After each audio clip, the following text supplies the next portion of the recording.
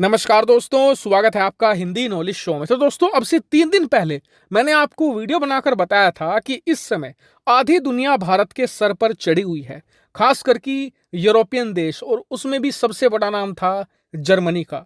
ये सभी देश मिलकर भारत को खूब सुना रहे थे, खूब आलोचना कर रहे थे, और भारत को तरह तरह की सलाह भी दी जा रही थी कि ऐसा मत करो वरना इससे सब मुश्किल में फंसेंगे। और इस पूरे इवेंट से हो रहा ये था कि भारत की छवि बहुत खराब हो रही थी। भारत को मुनाफाखोर की तरह दुनिया भर में पेश किया जा रहा था। यह कहा जा रहा था कि भारत आपदा में अवसर ढूंढ रहा है, जबकि पूरे मामले की सच्चाई कुछ और थी।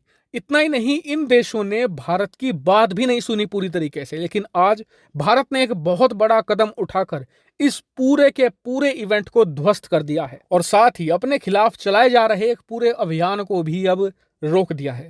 दरअसल पूरा मामला कुछ ऐसा है कि अब से 3 दिन पहले भारत ने अनाज के एक्सपोर्ट पर पूरा बैन लगा दिया था। अब इस बैन से यूरोपियन देश भड़क गए थे।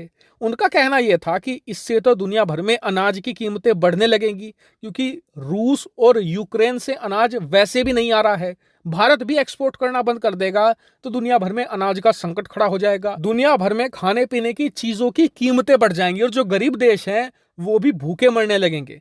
लेकिन भारत ने उसी समय यह कहा था, जिस पर किसी ने ध्यान नहीं दिया, कि अगर कोई भी देश हमारी शरण में आएगा, सरकारी लेवल पर हमसे रिक्वेस्ट करेगा, तो हम उसे अनाज जरूर देंगे, और अनाज और सस्ते दामों पर भी दे देंगे।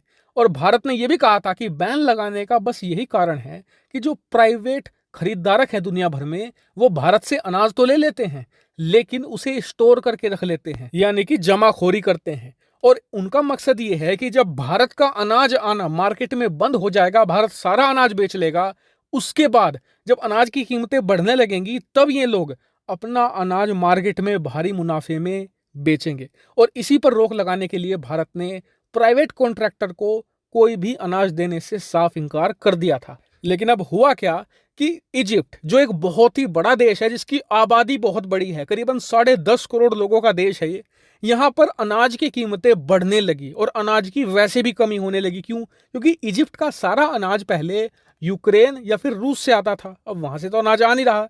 ऐसे में देश के अंदर खाद्यान्न संकट बढ़ने लगा, और इसीलिए इजिप्ट की सरकार भारत की शरण में आई है। इन्होंने रिक्वेस्ट करी है कि आप हमें 61,500 मीट्रिक टन अनाज प्रोवाइड करा दीजिए जल्द से जल्द, वरना हम मुश्किल संकट में फंस जाएंगे। अब इजिप्ट के और भारत के बहुत ही पुराने और बहुत ही अच्छे संबंध रहे हैं, और इसी बात का लिहाज करते हुए भारत ने तुरंत इजिप्ट की परेशानी को समझा और एक नोटिफिकेशन जारी करा, जिसे आप स्क्रीन पर देख सकते हैं, जिसमें बताया गया है कि इजिप्ट को हम 61,500 MT अनाज देने को तैयार हैं, और हम तुरंत ये भेज रहे हैं। इसमें से 44,340 मीट्रिक टन तो लोड भी किया जा चुका है, और बाकी का बचा हुआ जो 17,160 मीट्रिक टन है, वो जल्द से जल्द लोड करके कांडला पोर्ट से तुरंत इजिप्ट के लिए रवाना कर दिया जाएगा, जिससे कि इजिप्ट खाद्यान्न संकट और भुखमरी का शिकार नहीं होगा। और आप यकीन मानिए, इजिप्ट की इस रिक्वेस्ट पर जैसे भारत ने रिस्पॉन्ड किया और जितना तेजी से इजिप्ट को अनाज भेजा है,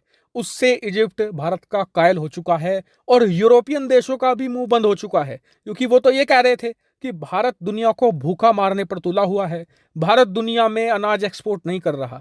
जबकि भारत ने पहले भी कहा था, और एक बार फिर से कहा है इस रिक्वेस्ट में, कि जी हम उन सभी देशों को अनाज देने को तैयार हैं जिन्हें जरूरत है। लेकिन अगर कोई प्राइवेट कॉन्ट्रैक्टर अपना जमाखोरी के लिए भारत से अनाज खरीदने आएगा, तो भारत एक दाना भी नहीं देने वाला। हालांकि अब आप कमेंट करके बताएं कि भारत सरकार ने जो ये आक्रामक रणनीति अपनाई है, इस पर आपका क्या मानना है।